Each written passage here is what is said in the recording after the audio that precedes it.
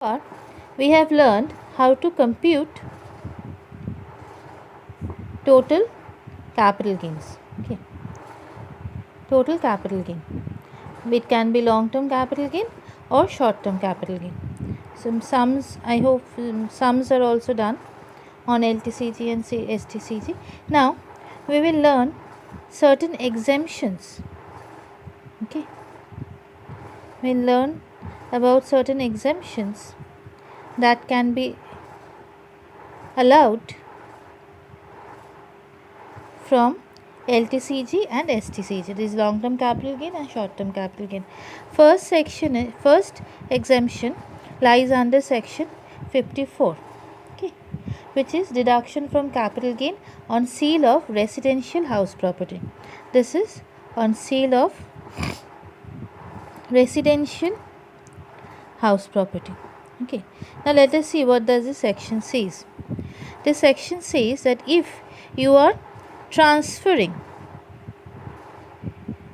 any house property, okay, the income of which is taxable under income from house property. Okay, you are transferring any house property whose income is taxable under income from HP.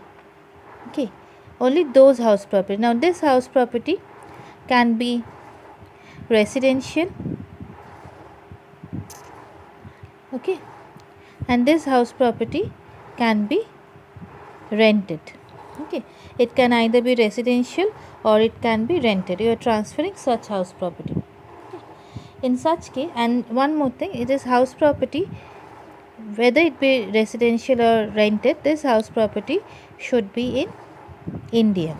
Okay, Achha. So what are the conditions? You are transferring a house property whose income is taxable under income from house property, and it can be residential or rented, but in both the cases it must be located in India. Fine, and it should be a long term capital asset. It should also be a long term capital asset, not short term capital asset. That means you are holding that house property for more than 36 months. Okay, Achha. If you transfer any of this house property, if you transfer this kind of house properties, okay, you will be earning a capital gain out of that. Fine. Okay, you get a sales consideration. You transfer the house property, you get a sales consideration. You deduct index cost of acquisition from there, you get a long term capital gain. Okay, now if you invest this sales consideration in purchasing, you are investing this sales consideration in purchasing or acquiring, as you may say, a new house property within 1 year before or 2 years after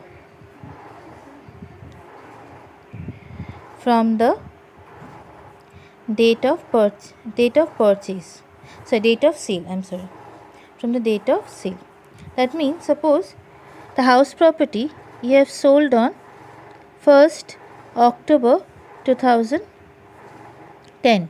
Okay, so you must acquire a new house property either 1 year before, that is 1st October 2009, or if not 1 year before, you should acquire it by 2 years, this by 2012. Okay, you should utilize the sales consideration in investing. You are investing the amount of sales consideration in purchasing or acquiring a new house property within 1 year before or 2 years after from the date of transfer. And if it's not necessary that you should always purchase. You can also invest this amount in construction. Achha, whenever the construction start, doesn't matter. It can start before you are selling the asset. That is not the issue. Construction should complete within 3 years. Okay, so taking this date 1st October 2010, it should complete by 1st October 2013. Okay, Achha. And another, if you are not investing, if you are not purchasing, you are not constructing any house property, if you are depositing that amount under capital gain account scheme, CGAS. Okay, this is known as CGAS. If you're depositing this amount under capital gain account scheme, this scheme is a scheme of the central government. Okay, if you're depositing that amount in capital gain amount scheme, then you will get a deduction. Deduction of how much? Deduction of minimum of the following. Minimum of what? Minimum of investment in the new asset. Investment in the new asset means whatever you're investing in purchasing the new asset, or capital gain. Okay, means whichever is lower. Minimum of means you will get a deduction of investment in capital gain, investment in a new asset, or capital gain, whichever amount is lower. Okay, suppose your capital gain is 100 lakhs, but you are investing 200 lakhs. Fine. So you can claim a deduction of maximum 100 lakhs.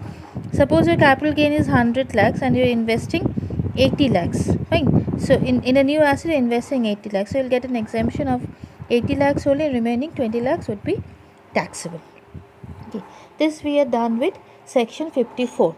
And if you cannot construct the asset within 3 years, if you cannot purchase it within 1 year before or 2 years after, or if you keep the amount unutilized in CGA scheme for more than 3 years, then this benefit that you have got, the benefit of deduction that you have got will be taken back. That means will be revocated. But this portion, but knowing this thing is okay, but this portion is not relevant for your sums. No sums will come where this scheme has been revocated. Okay. Now here we are done with section 54. I'm not going into solutions of 54. I'll start with section 54B. Okay.